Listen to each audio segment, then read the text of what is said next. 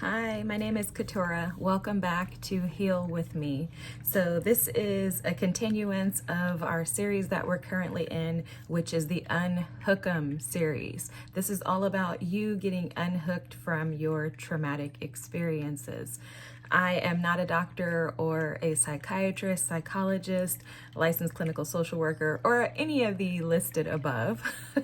I am just an individual who has gone through several traumatic experiences in my own personal life with a mission and a goal to help you to get unhooked, as I've been able to do with myself. It's taken a long time to get here. I have not arrived, and that's why the channel is called Heal With Me, because I am still healing. Healing is a journey.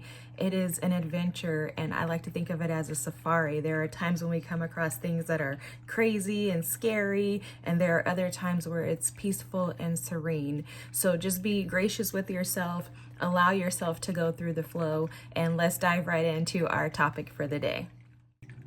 Alrighty, so the topic for the day is trauma. We are going to talk all about trauma. We're going to try to get some definitions, try to put some attachments to trauma, what those experiences may look like, and ultimately how they can impact you on a day-to-day basis, okay? So let's look at this, because a lot of people throw out the word trauma. They say, oh my God, I had such a traumatic experience. And if you did not know, I think I mentioned in another video, I am a nurse by day, so I have had some education and knowledge provided on this topic for healthcare purposes, and even as defined by the American Psychological Association, the APA. Trauma is an emotional response to a terrible event like an accident, crime, or a natural disaster.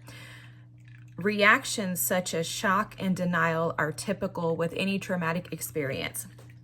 So, I like to, and it's because of my field of study, I like to compare the physical effects of traumatic experiences to the emotional effects of traumatic experiences. And the reason why is because I notice that most of the time, if something affects us physically, people are like, oh my God, this is terrible. I feel so bad for you. Wah, wah, wah. However, if something affects us emotionally, people are just kind of like, oh, you'll be fine. You'll just live with it. Just get over it. And you hear me say that often because clearly I've been told that, and I might be a little bitter about it. I'm just kidding. The thing is that people only have the capacity to share with you what they've shared with themselves. And for most individuals, especially, I notice that this in particular environments, they tend to just say, okay, I'm gonna sweep that under the rug.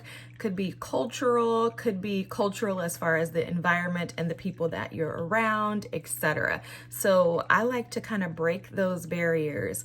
I don't believe that you should just get over anything that's happened to you, especially if it's been something that's caused emotional pain. I feel like you should assess and acknowledge those pains and process them from there. That's going to be a whole nother series. I'm going to show you something that God revealed to me that blew my mind in regards to addressing and acknowledging your pains, your wounds, and your hurts. So, okay, let's stick to the topic. Trauma. Not drama, but trauma. So let's dig in. Again, I gave that definition from the American Psychological Association. I have my little notepad here. I want to just share a couple of other definitions that really stood out to me. So in addition to that definition, which I love because that is about physical trauma, that those experiences do happen, I also like the mind.org. They have a definition, which is trauma is when we experience very stressful, frightening, or distressing events that are difficult to cope with or out of our control. It can be one incident or multiple incidents. Psychology Today says psychological trauma is a person's experience of emotional distress resulting from an event that overwhelms the capacity to emotionally digest it. Wow. That is deep, and I love that definition. Last definition that I love, and let's just read this. It's from the Mental Health of America, so it's the MHA national.org. It says emotional and psychological trauma is an emotional response to a distressing event or situation that breaks your sense of security. Wow, does that ring a bell with me? Next, I want to dig into the different types of trauma. So for nurses, we're taught that there's acute trauma. There's an acute traumatic experience that can happen to us. That's something like somebody gets hit by a train, right? And then there's chronic trauma. This is a repeated or prolonged events. So someone who's been, molested over years of their life, that's a chronic, repeated, prolonged event. And then there are complex traumatic events, and that's when multiple things happen to you. For example, let's use the sensitive subject of, someone being molested. If they are molested, then maybe their father is an alcoholic and he's also beating them. And I know that's kind of extreme, but that happens to a lot of people, and I'm not going to exclude any topic from this channel because we all experience trauma in various ways. So that's trauma defined by some of the mental health experts. Okay, so let's just put it that way. Let's get into the second part of this. All right, so next, let's talk about trauma and how it affects us. So I want to give the example of an ostomy. From my experience, a lot of patients who have an ostomy, which is a stoma, basically it's a hole that comes out of your stomach and allows you to poop, okay? Patients who have ostomies or stomas and poop out of them tend to have more of a traumatic experience than individuals who don't have, an ostomy. It's warranted, right? It makes sense for any of us to have a change in our bowel and the location of where our bowel movements come from. That can cause very, very deeply embedded emotional trauma. For me, I used to work in the OR as an operating room nurse, and that was one of the most traumatic surgeries for me. And the reason why is because I knew that person was going to leave the operating room different than they came in, and I also knew the emotional effects and impacts of someone having an ostomy and what that does to them on a day-to-day basis. And that's because I've had individuals in my family who have had them, and it's been devastating to watch them have to go through that experience. So I understand the emotional implications of that. So anyways, let's relate trauma to this ostomy. When you have a stoma, you have an ostomy, and you're pooping out of it, there's a bag that's attached to it. Now what happens is as you poop, which it's uncontrollable, you don't know when the poop's coming out, the poop goes into a bag and it just sits in this bag and collects. That's exactly what happens with trauma. When you have to look at and address your trauma, it's very painful because, first of all, it has a stench. It stinks. It's uncomfortable. It's uncontrollable when that pain arises within you often. You don't necessarily know that it's coming. It can come out of the blue. It can come in nightmares. It can come in the middle of the night. It can come at any point in time. That's traumatic in itself to have to experience that time and time again, where you just don't know what's going to happen, how it's going to happen. And then when it comes up, it just sits in your face. So let's think about trauma just as we're looking at this ostomy or this stoma here. Some of the implications are that just like the ostomy, it's going to leave a scar. There's a wound there that is not going away, right?